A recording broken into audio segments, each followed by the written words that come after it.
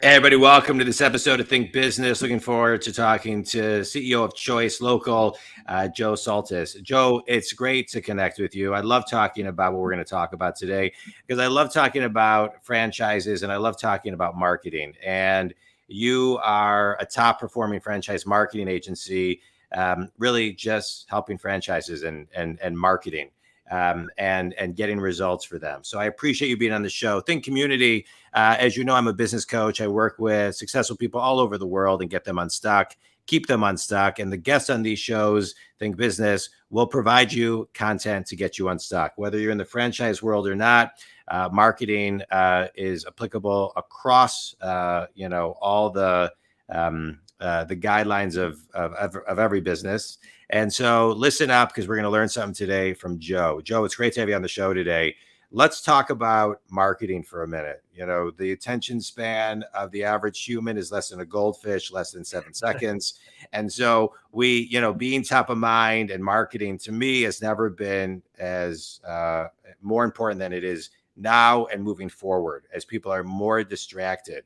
So just kind of define marketing and the cadence of marketing in today's world. So with marketing, there's two different aspects to it. There's the brandness and awareness of it. So branding, awareness, reach. And then there's hard leads, hard revenue, hard ROI. And both are critically important. When you're dealing with small and medium-sized businesses, they tend to almost exclusively focus on the lead, the revenue, the hard ROI. And the winners are the ones that can marry that together very well and measure that and optimize for that for maximum lift and impact. So that's a critically important piece of it. And then when it comes to the branding side of it. Hold off, Joe, hold on. So just expand on that a little bit. So how does someone who is, maybe hearing this for the 20th time, but really hearing it for the first time, how do they marry that? Well, the first thing you do is you get disciplined about using a CRM. And then if you're partnered with the right partners, they can find a way that every single lead that comes in, whether that be through a phone call, whether that be through a form submission, whether that be through a text or a chat, that all automatically gets pushed directly right into the CRM. Then you're able to track that to close business. The other way you're able to do that is through some new technologies that really have just come onto the market within the past year. And it's been a big game changer. So for example, in the franchise development space, we've developed artificial intelligence that acts, looks, and sounds like a real human being. But 24/7, 365, when a lead comes in, they're responding to it and converting that to a booked meeting. So your franchise development person just needs to close the book meeting, which is tremendously easier. Yeah. Speed to lead is really important as well with that whole thing. Yeah, I love everything you just talked about. It is, it's really, really important. I'm curious about this voice that sounds just like a real human being because I feel like sometimes they're almost there, but not quite there. Yeah, this is through text messaging. So what we do, it's 24/7. Oh, text messaging. Okay, yeah. So 89% of consumers said they prefer to communicate with a company through text messaging. Yeah. Well, it's actually a preferred way of doing it. We do have a US-based call center, college educated, folks that will follow up with it where the AI can't, get it over the finish line. So that does kick in as well, which is a nice little boost to it. Yeah. But the text messaging honestly does almost all of the work. Yeah. I love that. I love via text, and it's amazing because you can really get things done in just a couple of minutes. I mean, the AI text messaging is great. Yeah, it's great. All right. So keep on going. So you were talking more about branding and awareness and things of that nature. Yeah. The question is, who's your ideal client at that point? Who's your ideal customer? And you want to develop your brand with them. So for example, our ideal customer is franchisors and franchisees. So where do franchisors and franchisees hang out? And let's build our brand with them specifically. So what's really cool today with when you know who your ideal customer is, you can hyper target them. So for example, if television is considered more of a dying medium on the marketing side, but now we're getting to the point with with internet television, whether that be a YouTube TV, all these different subscription services, where we can basically say, for example, we have a sister company that's a franchise system called Glacial Dental in the dental space. We can hyper target the households that would be ideal dental clients on a one-to-one basis, and we can see if they viewed the commercial. Then you're building your brand with your ideal patient, and you're doing it on a one-to-one basis. So even television, which is more of a dying medium on the advertising side, well, now that it's more internet-based and one-to-one relational, you can hyper build your ads to your target, patients. This is their household income. This is the geo that they live in. This is the number of kids in the household. This is my ideal patient and family. If I get in this family, I get 4 or 5 patients. Let's target those and build our brand with them. That's really where you want to go to with branding today. Yeah. I love what you're talking about. It's interesting. So many times as a business coach, I'll be talking to clients of all shapes and sizes of businesses, and they're working with companies from a marketing perspective, perhaps, and they're building X, Y, or Z. The content doesn't really matter. And I'll say to them, like, hey, have you talked to your clients about this? And I'll say, oh, we didn't even think about that. Yes. Or, is you want to change a culture, say to the CEO or any of the C-level execs, have you gotten on the phone or gone and met with, the people in the business versus, just looking at, numbers? And it's amazing how people forget how to really identify a brand and build with them, because they're right there just for the asking. Yeah. It's very cool. It's great.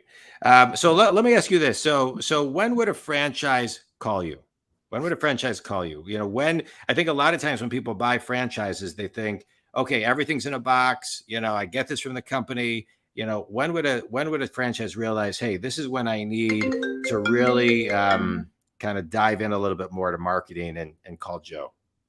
Absolutely. So we work with 50 franchise systems.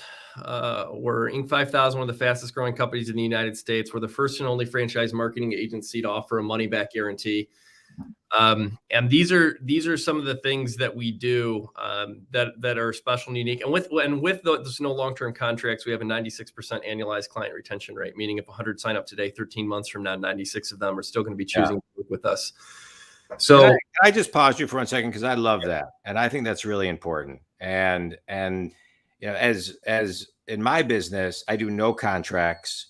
I guarantee I tell people I guarantee every syllable I say.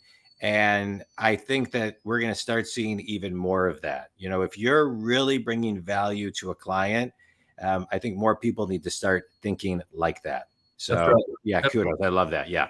Thanks, John. And it's really important. Like, our company mission is help others. Yeah.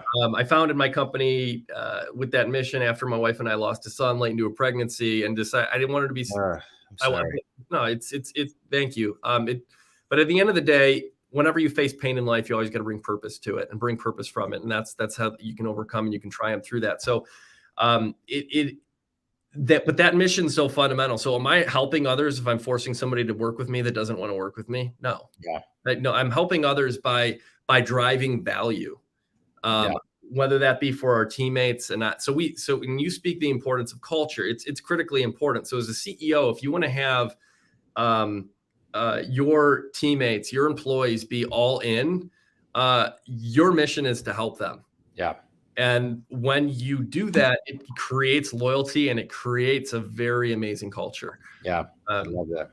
It's so important. So to answer your original question, how would a franchise? I forgot the question, but thanks for bringing us back. A franchise system work with us. So if you're an independent franchisee and you want to work with us,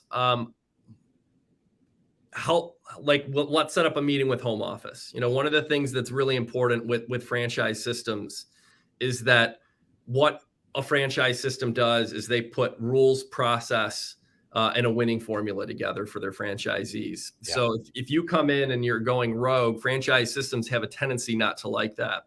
But if we can get in front of the franchisor, the vast majority of the time, and I literally mean this, I have the stats to back it up, the vast majority of the time, they're going to say, hey, let's work together. And then we can do a pilot. We can make those franchisees and the pilot the fastest growing franchisees in their category within the franchise system, usually within a few months. Good. And everything else takes care of itself from there. Good. I love it. I love it. All right. You ready for a quick speed round, Joe? Let's do it. All right. A book that's had the biggest impact on you. Lead for God's Sake. It's yeah, it is. It's a really, really cool book, and it's about a purpose-driven life, purpose-driven business. It's kind of like a parable style book. It's about a coach, about a guy going through a divorce, and a business guy, and their lives are all falling apart. Yeah. And the coach is upset with his players. He's like, "Lead for God's sake!" And then there's a lot learned in it, and everybody wins in the end. It's a beautiful. Good. I love that. Best piece of wisdom you've ever received. The currency of leadership is hope. If people have hope in the future, you have leadership. Otherwise, you do not. I love it. Finish this sentence. One thing everybody needs to do more when it comes to marketing is track ROI and optimize for it. Good. I love it. Think Community. Well, Joe, first of all, thanks for being on the show today. Think Community.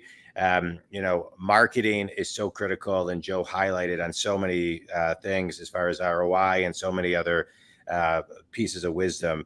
We talk about getting unstuck, and one thing that I'll extract as a takeaway, Joe, which I appreciate you talking about, is really identifying your brand with your client and really connecting and having that one-on-one connection. There's so much knowledge that our own clients can give us, but sometimes we forget to ask. Don't forget to ask.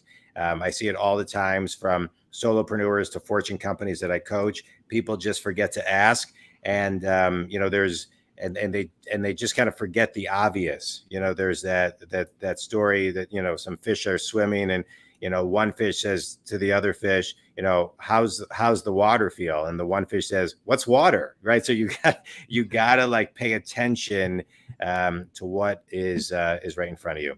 Joe, I appreciate you. Think Community, if Joe can help you, ChoiceLocal.com. Any other ways they can connect with you, Joe?